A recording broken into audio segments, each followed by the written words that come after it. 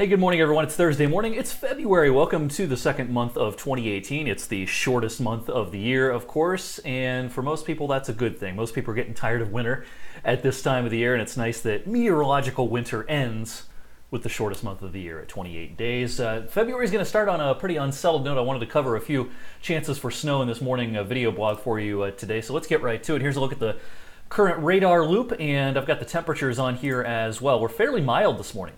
Temperatures are in the upper 30s, pretty close to 40 in some spots, but not far to our north and west. Right up here, there's our cold front, and it is coming south, and you're going to notice the change in about 10 hours. Temperatures this evening are going to drop very quickly as that front comes through, putting an end to the relatively mild weather. We had a couple of sprinkles, touch of drizzle overnight. You might see a few raindrops out there this morning.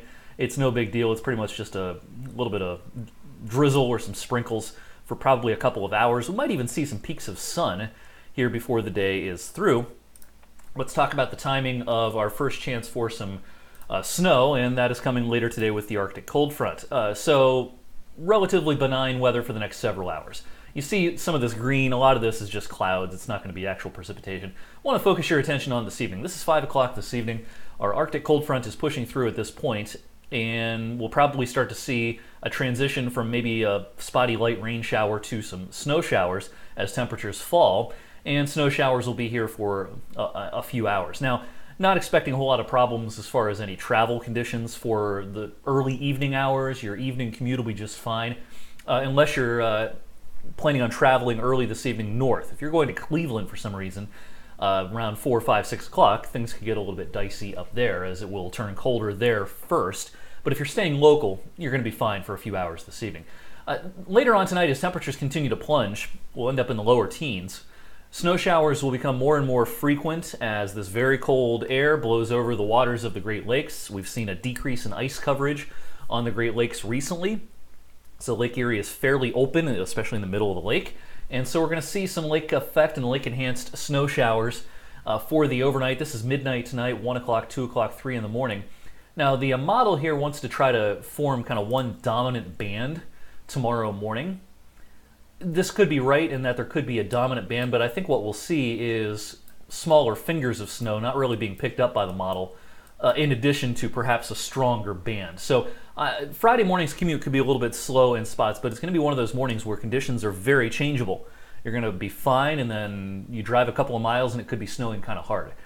So plan on allowing a little extra travel time, I think, for Friday morning's commute. It's going to be blustery and cold, and there's going to be snow showers around. In fact, these snow showers will kind of linger for most of the morning on Friday. This is 9, 10 o'clock in the morning, still showing that one dominant band, and probably some smaller bands in addition to that. 1 o'clock in the afternoon, this thing might still be hanging around, and then finally it goes away by mid-afternoon, and Friday evening's commute should be better than Friday morning's commute.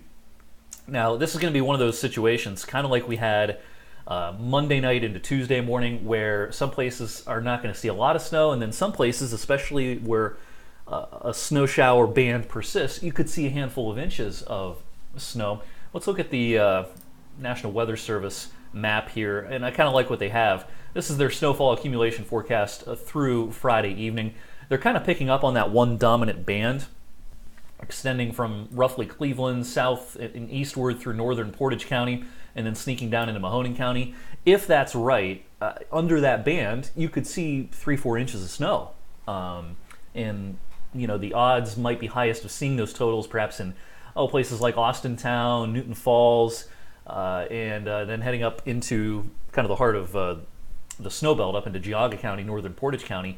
That's the way it looks right now, but you know, if this thing wiggles a little bit, then you know, Boardman gets under it, or Poland gets under it, or Canfield, Beloit, Sebring, maybe as far north as Warren. You know, there's things we don't know just yet, but if there is one kind of dominant band in addition to those smaller bands, it's most likely kind of in here, in Mahoning County, southwestern Trumbull County. But even if you're watching me from, you know, northern Trumbull, Mercer, Columbiana, you've got a chance of getting an inch or two.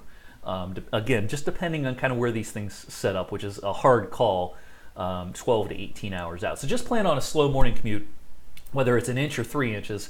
Don't focus too much on the numbers, just focus on the impacts, which could be significant for Friday morning's commute. Now, the weekend is going to start dry. Saturday morning, actually during the daylight hours Saturday, you're fine. The next round of snow pushes in Saturday evening, and it might even be fairly late in the evening. And then it's likely to snow at times late Saturday night into Sunday. Now, this is the GFS model. I look at a lot of modeling, many models. I'm just going to show you one because I don't want this video to be a half an hour long. This is kind of the model that has the most snow on it right now. So what I'm going to show you is kind of a worst case scenario. If you want to travel, it'd be the best case scenario if you really like snow. But this model is definitely the most gung-ho on the snow Sunday into Sunday night. Whether this is right on the amounts or not, the overall timing is probably right in that it's going to try to snow at times on Sunday and into early Sunday night, and then this will be long gone by Monday morning. Monday morning is just going to be blustery and cold with some snow flurries. If this worst case scenario works out, this could be at least a few inches of snow late Saturday night into Sunday.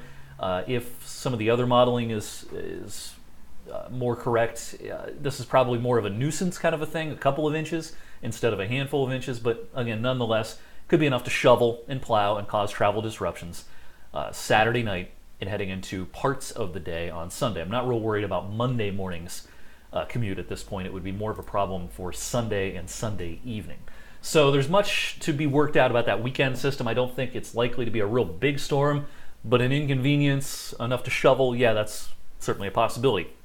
In the meantime, we have to, again, be careful tomorrow morning on the roads for your Friday morning commute. I'll have more updates, of course, throughout the day and into tonight as we get more computer model information in, and I will see you tonight on 21 News at 6 and 11. Have yourself a great Thursday, February the 1st.